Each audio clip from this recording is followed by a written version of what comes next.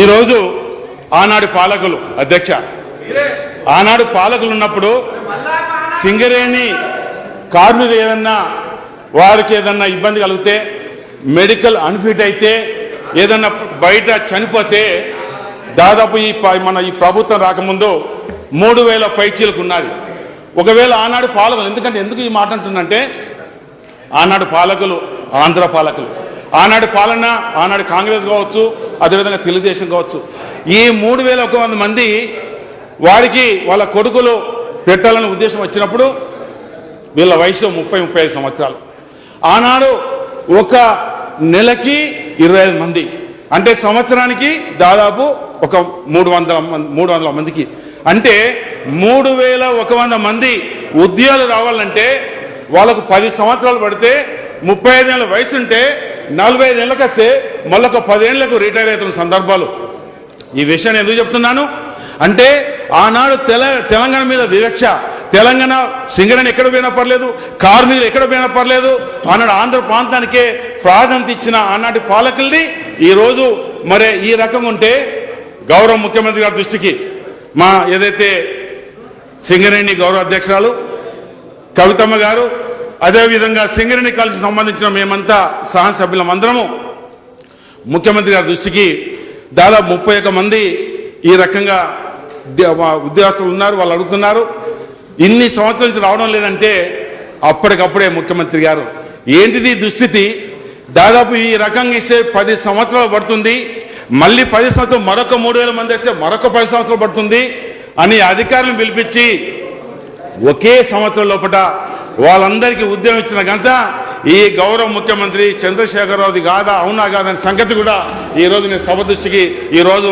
రాష్ట్ర ప్రజల దృష్టికి తీసుకుపోతున్న సందర్భంలో ఈ సందర్భంలో ఒకసారి నేను ఈ సందర్భం మనం చేయడం జరుగుతుంది. గోదావరి ఖండ్లో 2003 సంవత్సరంలో అదే మైన్లో ఆనాడు 17 మంది చనిపోయిన సందర్భాలు.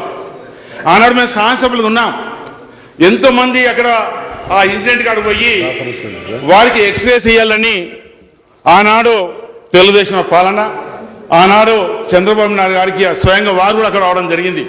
మేమందరం అడగడం జరిగింది నిలదీయడం జరిగింది కనీసం 10 లక్షలు ఇవ్వమంటే ఆనాడు ఇచ్చిన పాపన పోలేదు.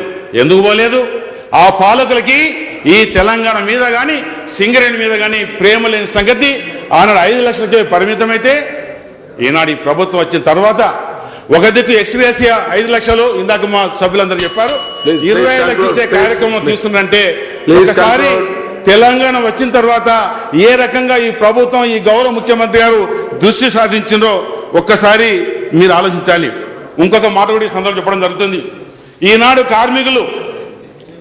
కార్మికులు ఏనాడో 18 సంవత్సరాల క్రితం ఆనాడు తండ్రి కొడుకు ఉద్యోగాలు పోగొడితే ఈరోజు ఆనాడున్న కాంగ్రెస్ ప్రభుత్వం కానీ ఆనాడు ఉన్న తెలుగుదేశం ప్రభుత్వం కానీ చేయలేని సందర్భాలు. కానీ ఈనాడు ముఖ్యమంత్రి గారు వర్ణించారు ఇందాక మా మిత్రులు చెప్పారు మళ్ళీ నేను మాట చెప్పడం బాగుండదు. మరి దాన్ని వీరందరికీ ఏదైతే డిపెండెంట్ జాబులు ఇవ్వాలని ప్రకటించిన తర్వాత ఎంటైర్ సింగరేణిలో పెద్ద సంబరాలు చేసుకున్నారు.